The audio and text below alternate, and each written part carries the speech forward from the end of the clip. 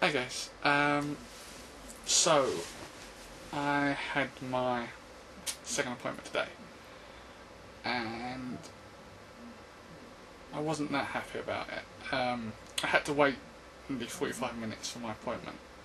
It was 11:15 and then I finally got in there at just before 12, so I was a little bit bummed about that. And my half-hour appointment basically turned to about 15 minutes, and very little was really said.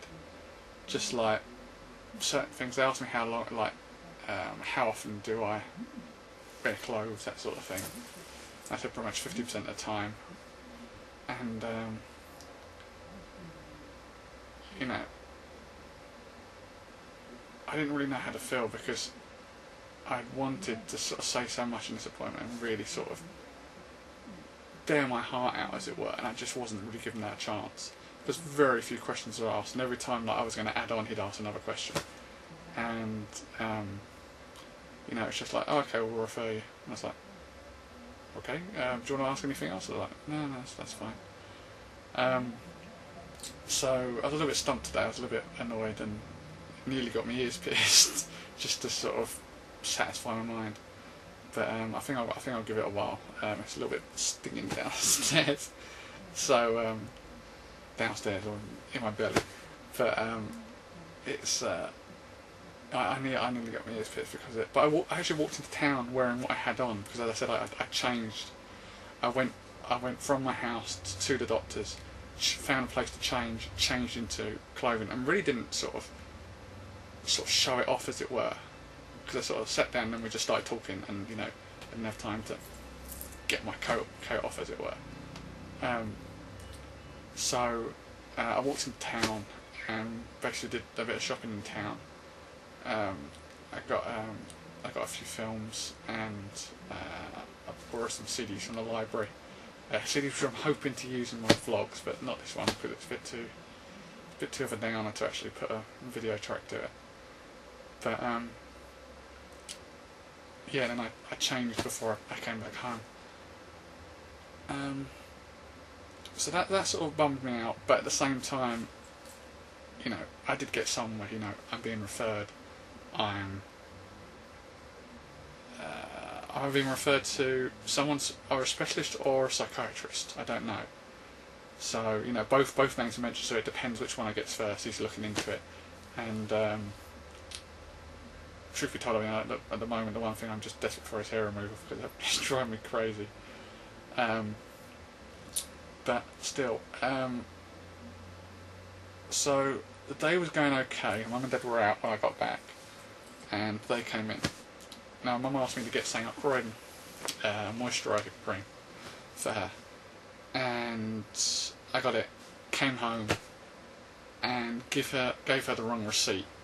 Out of my bag. The receipt I gave her was basically for some clothes I bought from a shop, which started off a little bit of a conversation which sort of turned into an argument. And you know, I still don't necessarily know how my mum's taking it. You know, she throws out signs of hope, and then she'll throw out, she'll say something that totally just sort of says, you know, do this and I will die, and it really sort of freaks me out. You know, she sort of says she understands, and that, you know, she's never noticed a feminine bone in my body, and that you know, she wish she'd have known. She said, like, how long have you known? I was like, oh, it was over 10 years. She said, oh, 10 years, 16. I mean, that's when your hormones are, you know, going crazy, and you know, you're thinking of things wrongly. And I'm just like, I'm not thinking of things wrongly. I know how I feel. You know, it wasn't my hormones. It wasn't anything. You know, if anything, it happened way before my hormones. So you know, she's always trying to find an excuse, or you know, find a cure, as it were. And she's just like, you know, if I'd have known back then, it's like, what would you have done? Got an ex-sister? What would you do? Like, fed me some tablets? You know what I mean? Show me some good old-fashioned, like, man films. You know what I mean? Like, what would you have done? Because, you know, either way, you wouldn't want this from me. And it's just like, you know, she kept on going about how how much this is going to be difficult for me, and how I'm not going to cope, and how, oh, you're going to be ridiculed, and she just doesn't want someone to come along, a group of boys to come along with some like bats and start beating the living crap at me just because of the way I feel, the way I dress. And I understand that, and I don't really live in a great world. We don't necessarily live in a great world where everyone accepts everybody. I mean, you still have people that hate black people, you still have people that hate gays, you know what I mean? Or, religions, other things. It's a horror, it is a terrible time and a horrible world. But, people have to live with other people. And, we're not, no one's asking for peace on earth, but, we have to find our own little piece of happiness. And for me, this is it. But I still don't think she necessarily gets it. And she sort of told me a story about someone that she knew, apparently, that was, was a woman, but used to be a guy. And, saying, oh, she moved away, to a little, like, seaside town on the moors and lived in a little house and all that sort of stuff. I was like, well, okay, that sounds kind of nice, if you like the countryside, that's kind of cool.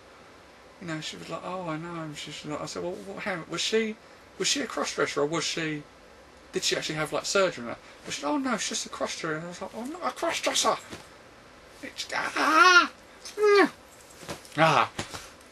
I don't know where I stand with my mum. I really don't. I love her to bits, and I sort of ended on a bad note because I wish I hadn't have said these words. But she did go back to the sense, like, if I'd have known back then, I'd have said, yeah, you'd have got me an exorcist. And then she just sort of walked off, and I think I upset her really bad. And I was like, no, I'm sorry, I didn't mean that, because I did sort of feel her telling me the same thing. She does repeat herself. We had this whole argument, which was just sort of mentioned out of curiosity. And truth, I haven't really thought about it. The idea of having kids. I love kids. There's no denying that. I mean, my sister's got kids, and brother's got kids. I enjoy playing around with them. I think they enjoy kicking the living crap out of me. I love being around them. I love them. But the idea of having kids, and her beliefs in the sense that gay people shouldn't have children, lesbians shouldn't have children. It's appalling. It's terrible. I was like, well, if you're going to give a kid a loving home and love, then what's the point? What's the point? What's the problem? There's kids out there today that want nothing more than a happy family, and they get a horrible dad or a horrible mum, someone that beats them, or God knows what else to them. You know what I mean? If you want to have a kid, you know what I mean? Then have one. Well, I have one, but you know what I mean. And it's just, I don't know. We got such an argument. It was horrible, really. But I was gonna do my review of Death Proof, which I was actually really looking forward to this morning. And I sort of come up with an idea that when I do my reviews, I'm going to do them separately from anything else. It's just going to be the review. So anybody that wants to watch them can watch them. But I don't feel like doing it anymore. Well, not anymore, but I don't feel like doing it today. I was sort of planning to do 2 today, and I've lost the will to, because it sort of stumped me today, and I don't necessarily know how to feel, because I don't know how my mum's going to take it, and I don't know whether or not,